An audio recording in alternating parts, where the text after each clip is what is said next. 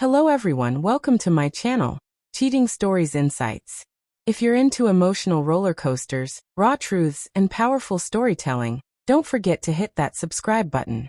It wasn't her I woke up next to, just her scent lingering on my pillow. Sharp citrus, the kind you buy at a gas station, desperate to be seductive, but ending up lonely. That smell stuck around even after she was gone, like a memory that won't quit. In the bathroom, the mirror reflected my face as I rinsed blood from my knuckles. No one else's blood, just mine. A stupid punch into drywall, expecting pain to answer something it never does. It still split the skin though. Somehow, that felt like justice. The apartment wasn't silent, it breathed. That eerie, aware kind of quiet that watches you from the corners. She had left hours earlier, not in anger, but with something worse, smugness. I needed a real man, she said with a grin that looked soft but cut like broken glass wrapped in silk. My friends chuckled nervously. One avoided my eyes. None spoke up. Neither did I. I just gave a smile, the kind that looks calm but hides a storm that never intends to strike. I picked up my keys, shut the door, and didn't see her again, until today. This morning, 32 missed calls waited for me, each one like a spark thrown onto dry brush. Betrayal isn't always a knife. Sometimes it's a faucet left on. You don't realize you're draining until one morning, you wake up light and empty. We weren't flawless, but I had faith in the little things. The sound of her humming while she cooked. The hair ties she always forgot on the nightstand.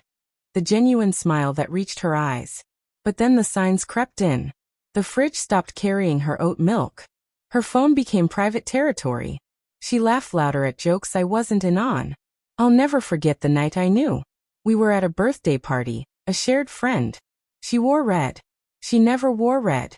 She leaned close to whisper something in his ear. That guy I once helped move covered for loan money to. I didn't hear her words, but I saw his hand graze the small of her back. Too casual. Too practiced. My chest clamped tight, but I said nothing. That night, her kiss was empty. Lips sealed, emotion gone. I used to sketch her while she slept. Charcoal dreams on paper. Relaxed mouth, gentle brow, the softness of someone unguarded.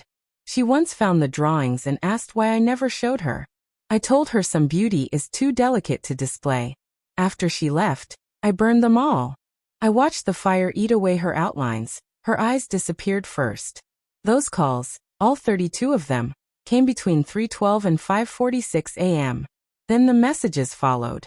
Please. He's not who I thought. I made a mistake. Pick up.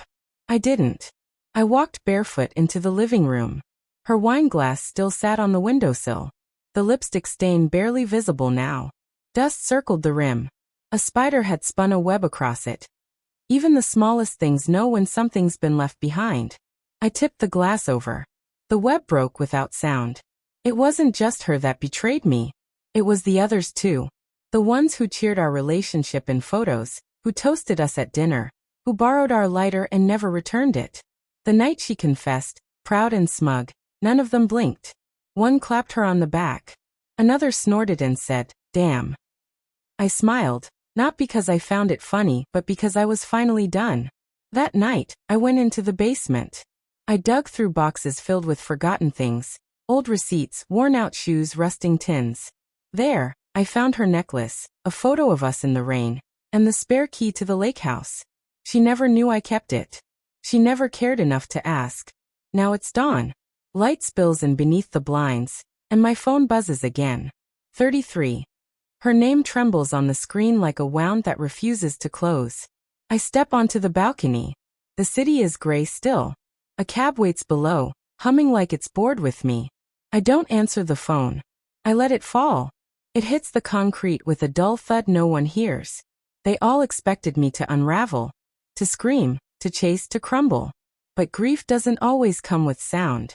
Sometimes it's a quiet packing of clothes, a toothbrush slipped into a bag, the door closing behind a man who has nothing left to say. She once accused me of being too calm, of not fighting for her. But love isn't a battlefield. She was never a hill worth dying on. At the lake house, the air still smells like pine. Moss creeps around the porch steps. Dust drifts in the sunlight like ghosts. I pour myself a drink, just one. The rim is clean this time. No lipstick. I sit by the window and watch the lake shiver in the wind. I count the seconds between the breezes. And I smile. Because revenge doesn't have to scream. Sometimes the best revenge is a quiet life. One lived without bitterness. One filled with peace no one claps for. While her world echoes with regret, mine finally feels whole again.